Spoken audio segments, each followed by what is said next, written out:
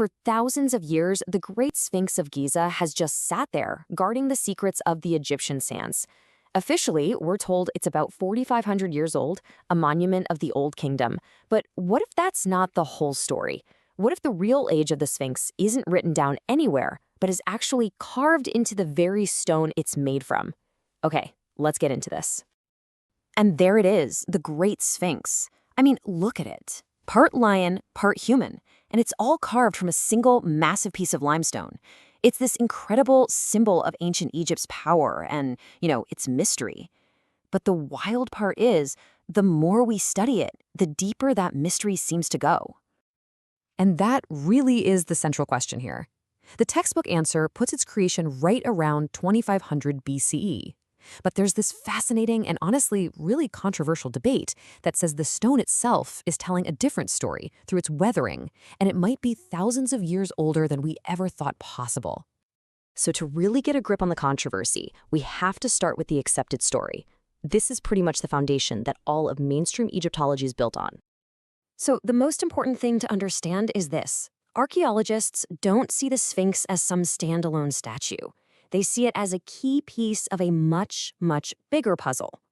The belief is that it was carved for the pharaoh Khafre, the guy whose pyramid is looming right behind it. The face is thought to be his, the lion body a symbol of his divine power. It all just fits. But this is where the story starts to get complicated. You see, geologists look at the deep weathering on the Sphinx's body and, more importantly, on the walls of the ditch it sits in, and they see something that just doesn't quite line up with that 4,500-year-old timeline. And we're not talking about a small disagreement here. This is a fundamental clash between two different ways of reading the past. So let's jump into the first major challenge to the conventional date. This is where geology really enters the picture, and trust me, it brings the rain. Back in the 1990s, a geologist named Robert Schulk took a close look at the Sphinx and proposed something, radical. He argued that the wear and tear we see on the monument wasn't caused by wind and sand, but by centuries of heavy rainfall just pouring down its sides. Now, the key to his whole theory is understanding the difference between these two types of erosion. Wind and sand, which have been the main weather forces in the desert for the last 5,000 years, they tend to carve out these horizontal, layered lines. But what Schock saw, especially on the walls of the enclosure, were these deep vertical fissures and a rounded rolling profile. I mean, those are classic signs of water runoff from a whole lot of rain. And this timeline is really the heart of the argument. For there to be enough rain to cause that kind of damage, you have to rewind the clock way, way back, before Egypt was even a desert. We have to look at this period we now call the Green Sahara, which ended thousands of years before Khafre was even born. But, archaeologists have a really powerful counterargument to all this. They say you can't just look at the Sphinx by itself. You have to look at everything that's built around it. The argument is basically that the whole Giza Plateau was one giant, master-planned project. You see, the limestone blocks that were dug out to create that ditch around the Sphinx didn't just vanish. They were used to build the Sphinx Temple right next door.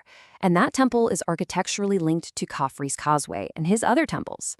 It all fits together like it was one big construction job.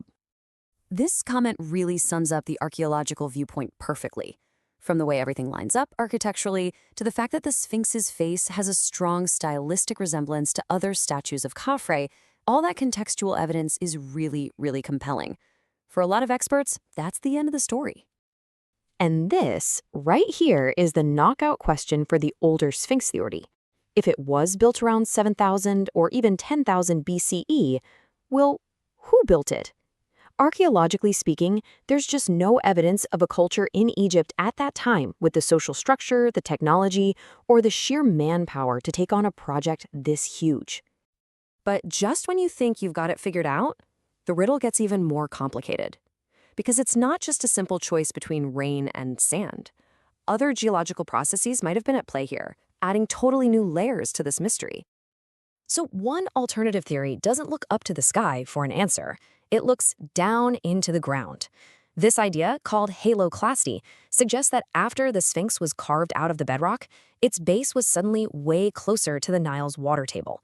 Salty groundwater could then wick up into the porous stone, evaporate, and leave behind salt crystals that expand and basically pop the rock apart from the bottom up. This chart here shows just how dramatically carving the Sphinx changed its immediate environment. Before they dug it out, the water balance was stable, but after, you can see evaporation just skyrockets. This suggests that the very act of digging the enclosure could have triggered this brand new, aggressive form of bottom-up weathering, which might explain why the damage is so bad right at the base. And then there's a third possibility, which is kind of cool. What if it was a team effort? A yarding is a natural rock formation that gets carved by desert winds over eons. Some researchers now think that nature itself may have sculpted a vaguely sphinx-like shape, and Khafre's builders came along, saw it, and just refined it into the monument we see today. So after all these different theories, where does that actually leave us? The truth is, the riddle of the Sphinx's age isn't about finding one single piece of evidence. It's more about how you choose to interpret all the evidence we have. So let's just break it down one more time. The water erosion theory? It explains the vertical weathering, but it's missing a builder. The Old Kingdom theory? It has a builder and a solid context, but it really struggles to explain those deep, rain-like fissures. And the groundwater theory? It explains the decay at the bottom, but not the patterns higher up. You see? Each theory solves one part of the riddle while creating a whole new one. And that is really the heart of it all. The geologists see rainfall patterns in the rock. The archaeologists see architectural patterns on the ground. They're both looking at the exact same monument, the same stones, but they're speaking different scientific languages, and they're weighing the evidence in completely different ways. And so we come all the way back to the Sphinx itself, which, of course, remains silent, holding onto its secrets just as it has for thousands and thousands of years. The debate is going to keep going, for sure, because we just can't help but want to understand our own distant past. And that brings us to our final big question. Is this incredible monument a testament to the beginning of one of the world's greatest known civilizations? Or could it possibly be the last surviving piece of another one entirely, one that has been completely lost to the sands of time? The answer? Well, it remains a riddle, carved in stone. You know, when we look at the incredible statues of ancient Egypt, we usually see them as, well, art. But what if there's something more? What if they're actually clues, pieces of a puzzle that's thousands of years old, a puzzle we still haven't really solved? Let's take a closer look and see what the stones themselves might be trying to tell us. Okay, just look at this. This is the statue of the pharaoh Khafre. It was carved around 4,500 years ago, and it is just stunningly, almost impossibly perfect. That serene expression, the flawless lines, the sheer presence of it. And it was all carved from a single, massive block of incredibly hard stone. And that brings us right to the heart of the mystery. It sounds like a simple question, right? But the answers are anything but. How, with the tools they supposedly had, did the ancient Egyptians pull this off? To even begin to get a handle on that, first we have to understand why they made them, because this was not art for art's sake. No, this was about eternity. See, in the Egyptian belief system, these statues were functional. They were actual vessels designed to hold the Ka, which you can think of as the life force or the soul of the pharaoh after he died. So they had to be perfect, they had to be permanent, because they were literally meant to be eternal homes, projecting the ruler's divine power forever. And this whole obsession with perfection, it was all driven by this one core philosophy, Ma'at. Ma'at was the cosmic order, this fundamental principle of truth, balance, and harmony that governed the entire universe. So for the Egyptians, creating a perfectly symmetrical statue wasn't just an artistic choice. It was a way of actually manifesting cosmic order right here on Earth. So back to the big question. How'd they do it? Well, the mainstream academic explanation, the one you'll read in most textbooks, is pretty straightforward. It was all about immense patience, generations of skill passed down, and a very simple set of tools. And when we actually look at that so-called conventional toolkit, it's remarkably basic. We are talking about heavy stone pounders to just rough out the shape, copper or maybe bronze chisels for the finer details, wooden mallets to hit them with, and then powdered stone, like quartz, used as an abrasive, basically a kind of liquid sandpaper to grind and polish the surface smooth. But this is where that simple, straightforward story starts to run into some really hard problems. Literally. Because when you really examine the evidence, that simple story kind of starts to fall apart. And it really all comes down to a crucial number from the Mohs scale of mineral hardness. See, copper tools have a hardness of about 3, But the materials they were carving, we're talking granite, greywacke, diorite, they are way up there, between a 6 and an 8 on that same scale. To put that in perspective, a diamond is a 10. Which leads us to this very blunt, very direct question. It's a fundamental law of physics, really.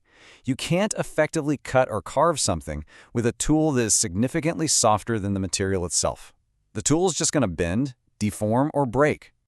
Now listen to this, from an engineer named Christopher Dunn, who spent decades analyzing these very artifacts. He says, they do not have the feel of products made by hand. These objects have the same kind of definitionist and meticulousness as the dies that form the body of your car. Think about that. He's saying these ancient statues feel like modern, machine-made parts. And the evidence he and others point to is just, well, it's compelling. First, you've got this perfect three-dimensional symmetry, not just a looks-good balance, but mathematically perfect. Then you have the tolerances, the precision of the surfaces, which have been measured in some cases to within 1,000th of an inch. That is less than the width of a human hair. And to top it all off, you have these inexplicable tool marks that look, for all the world, like they were made by massive circular saws. So all this evidence creates this really deep divide in how we interpret the past. It frames a debate that's really about two completely different stories of human history. On one side, you have what we'll call the ingenuity argument. This is the idea that with enough time, enough skilled workers, and clever techniques, like using sand as an abrasive with those softer copper tools, you can achieve almost anything. It's a testament to pure human patience and skill. But on the other side, you've got the lost technology argument. And this camp says, look, the physical evidence, the precision, the tool marks, it just doesn't add up with simple tools. It points to some form of advanced machining, maybe from a civilization that existed long before the pharaohs we all know about. And the ingenuity argument is powerful because, it feels really intuitive. As this person on Reddit put it so well, people really underestimate what a group of people with time on their hands are capable of. They didn't have our distractions. They had lifetimes to perfect a single craft. But then, from that same online discussion comes the counterargument, and it is a huge one. It's not just about the time it takes to carve it, it's about the measurement. How do you even check for a tolerance of 1,000th of an inch across a massive granite box, using just, string in your eyeballs? You simply can't achieve a precision that you have no way of measuring. So why does a debate about ancient carving techniques matter so much to us right here, right now? Because this is about so much more than just statues. It's a fundamental question about our own history. Are we getting the story right? Did our ancestors really achieve the impossible with simple tools and endless patience? Or is there a whole chapter of human history, a story of a sophisticated earlier civilization that's been completely lost to time? And that brings us right back to where we started, to this face, carved 4,500 years ago. It has sat there, silently, through the rise and fall of entire empires, holding on to its secrets. When you look at it this way, it's not just a work of art anymore, is it? It's a question, staring back at us from across the millennia. And that's the question I'm going to leave you with. When you look at this perfection, are you looking at the absolute peak of what human beings can do with their hands, patience, and simple tools?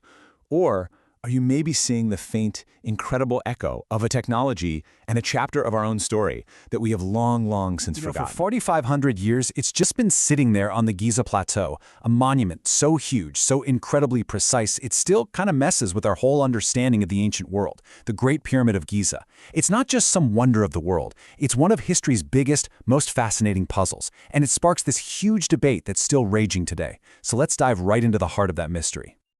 So, what was it for? I mean, really, was it just the most ridiculously elaborate tomb ever built for a king? A final resting place? Or was it something else entirely? Some people have these really compelling theories that it was a super sophisticated machine, like a power plant for a lost civilization with tech we can't even replicate. And that, right there, is the big question we're going to dig into. We're going to look at the evidence from every angle. And really, this whole debate, it all starts with one simple, undeniable fact: the pyramid's incredible size. I mean, it is an absolute masterpiece of engineering. It's so precise, it almost feels like it doesn't belong in that time period. And that scale, that mind-boggling precision, that's what gets people thinking, and it's what fuels all these totally different ideas about what it was for. And here's the thing, it's not just a big pile of rocks. Nope. On the inside, it's this complex maze of passages and chambers.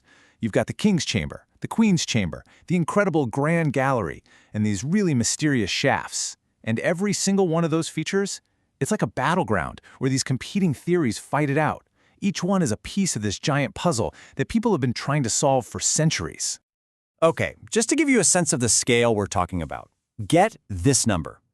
2.3 million. 2.3 million. That's the estimated number of stone blocks they used.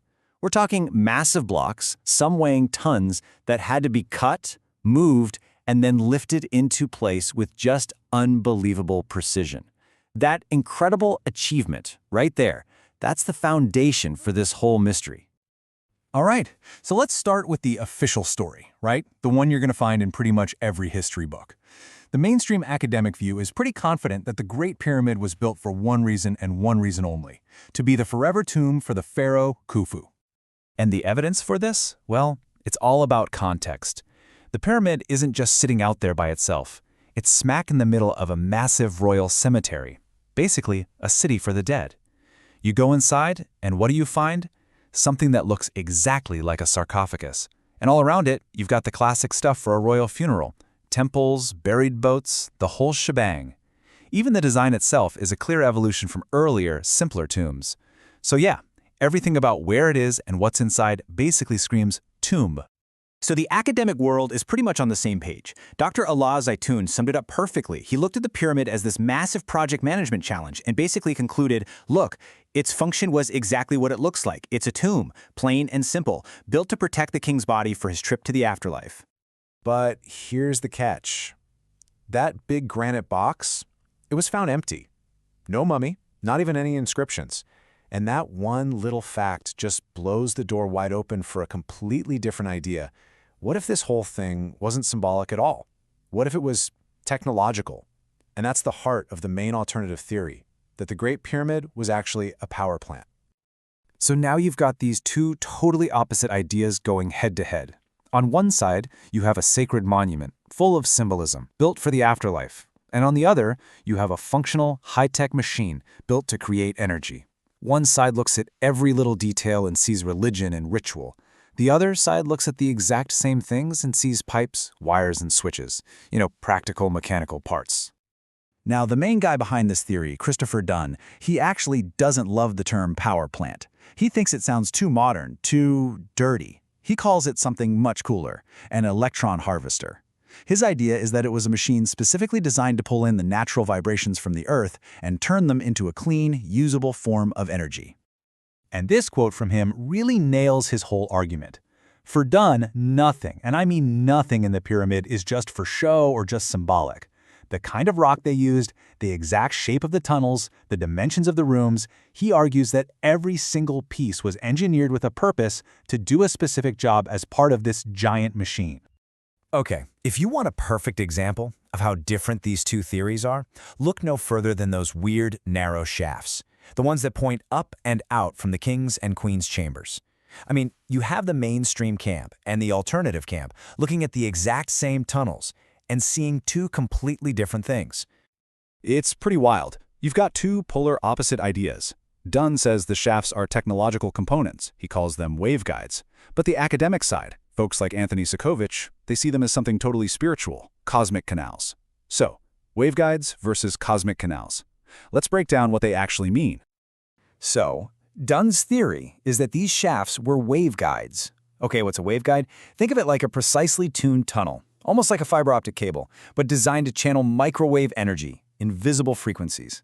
And get this, he even points out that the dimensions of one of the shafts are a perfect match for the wavelength of hydrogen. I mean, that would imply a knowledge of physics that's just stunningly advanced for the time. The academic view, on the other hand, isn't looking at physics at all. It's looking straight at Egyptian religion. Researchers like Sokovich argue these shafts were completely symbolic. They weren't channeling energy, they were cosmic canals. They were designed to line up with a sort of celestial version of the Nile River, creating a pathway for the king's soul to travel up to the stars. So the debate over why it was built is huge, but it's matched by an equally intense debate over how they built it. I mean, the construction itself is just such an unbelievable feat of engineering and logistics that it's created its own whole universe of competing theories. And this quote from Reddit pretty much sums up how a lot of people feel. The sheer scale and the precision, it just seems impossible for a society from the Bronze Age. So a lot of people just conclude there's no way they did that with the tools they had. And that's what leads to all the theories about lost technology or, aliens. But archaeologists really push back on that. They say, hey, don't underestimate ancient ingenuity. The argument is that the Egyptians didn't need lasers or anti-gravity. They had their own kind of advanced technology. Things like super hard dolerite pounders to carve granite. Huge teams of people using simple ropes and sledges to move these giant blocks. And surprisingly accurate tools for surveying to get everything lined up almost perfectly. It wasn't impossible. It was just incredibly clever. And you know what? Our understanding of how they did it is still changing. One of the coolest modern theories comes from an architect named Jean-Pierre Houdin. He suggests that, yeah, they built the bottom part with a big ramp outside, but then, for the top 2/3, they switched to an internal spiral ramp, kind of like a corkscrew built on the inside of the pyramid as they went up. And that idea solves a ton of the logistical problems you'd have with one single gigantic external ramp. But what's so exciting is that this isn't just some dusty old debate about ancient history. Not at all. The pyramid is still an active discovery zone, and our modern technology is letting us see inside its walls in ways nobody could have ever imagined before. Yeah, the pace of discovery has really picked up lately. I mean, back in the 90s, we sent little robots up those mysterious shafts and found they were blocked by these weird little doors. But then, in 2015, this incredible project called Scan Pyramids started. They began using particle physics to search for hidden rooms, and, well, it led to the biggest discovery in over 100 years. So how'd they do it? They used something called muons. Just think of them as cosmic rays that are constantly raining down on Earth, and they can pass through hundreds of feet of solid stone. By tracking which ones get through and which ones get blocked, scientists can map out empty spaces inside.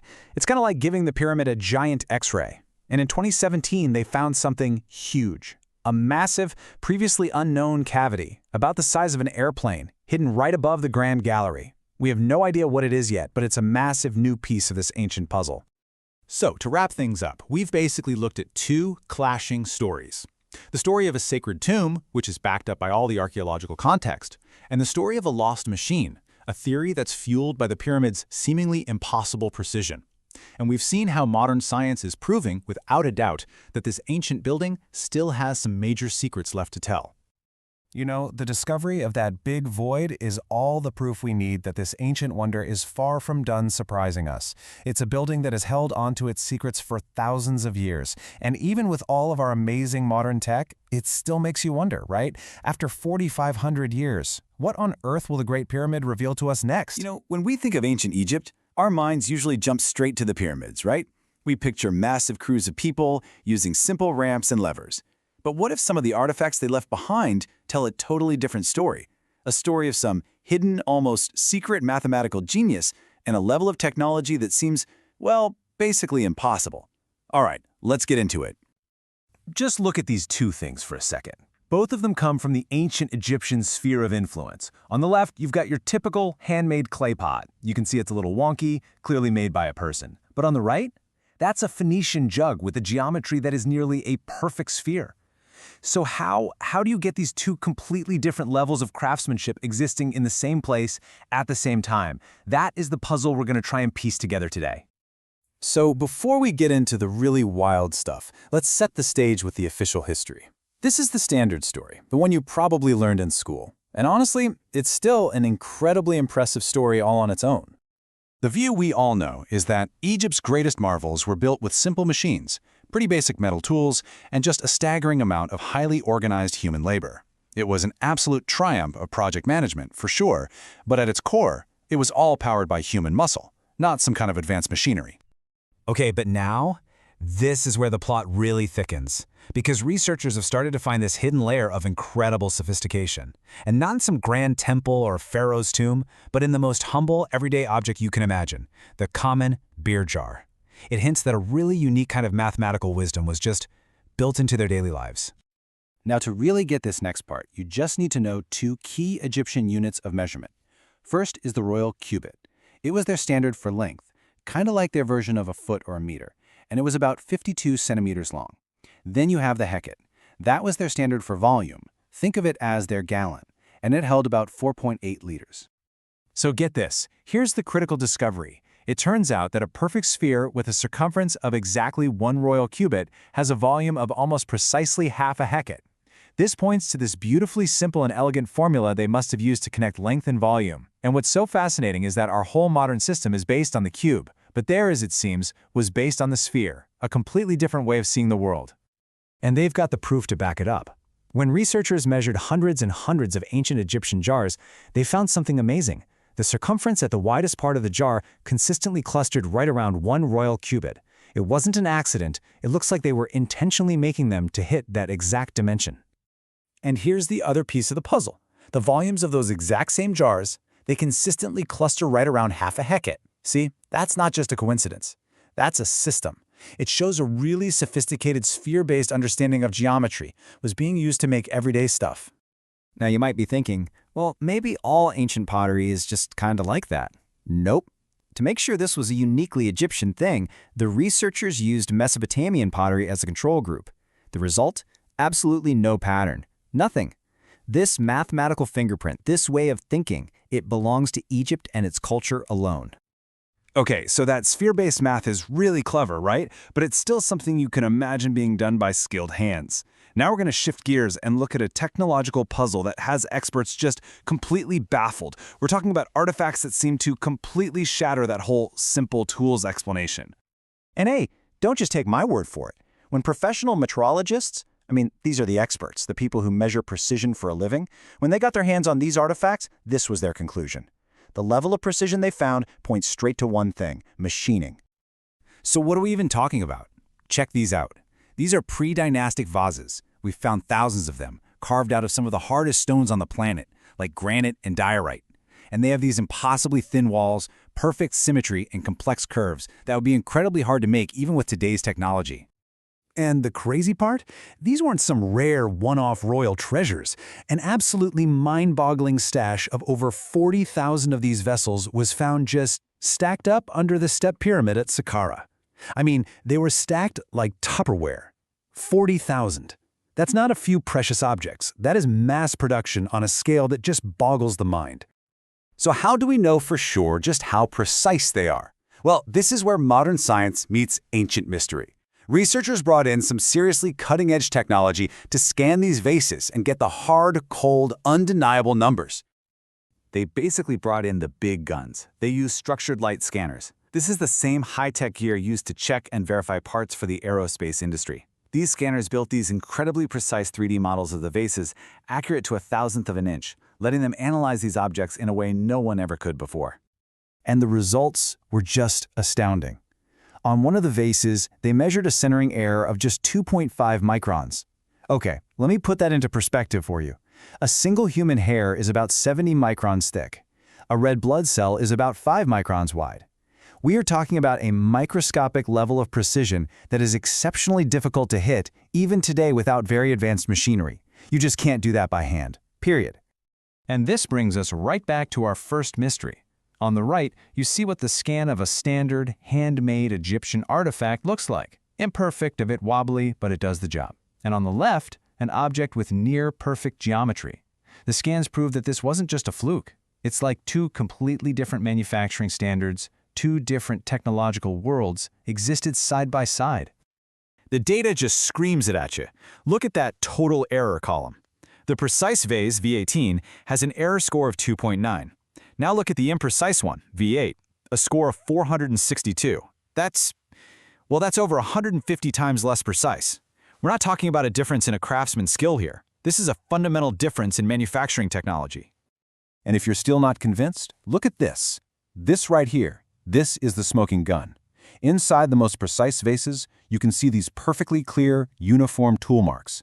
Those are rotational grooves. That is the unmistakable signature of an object being turned at a consistent speed on a lathe, while a cutting tool shapes it. So, where does that leave us? We're stuck with these two completely different technological fingerprints found in the same time and in the same place. How on earth do we make sense of this? On one side, you have the standard story we all know. Brilliant artisans using that clever sphere-based math to standardize their handmade pots. But on the other side, you have hard, physical evidence of artifacts made with a precision that seems to demand lathes and advanced machinery. It's like finding a perfectly manufactured smartphone in a medieval castle. The two just don't belong together. So, look, this evidence doesn't wrap everything up in a neat little bow. In fact, it does the opposite. It tears the bow right off. It doesn't give us easy answers. Instead, it forces us to ask a much bigger, much more profound question. The simple existence of these objects suggests a level of technological sophistication that is way beyond what we accept for the dawn of civilization. So the real question we're left with is this. If they could do this, what else about our own history have we gotten completely wrong?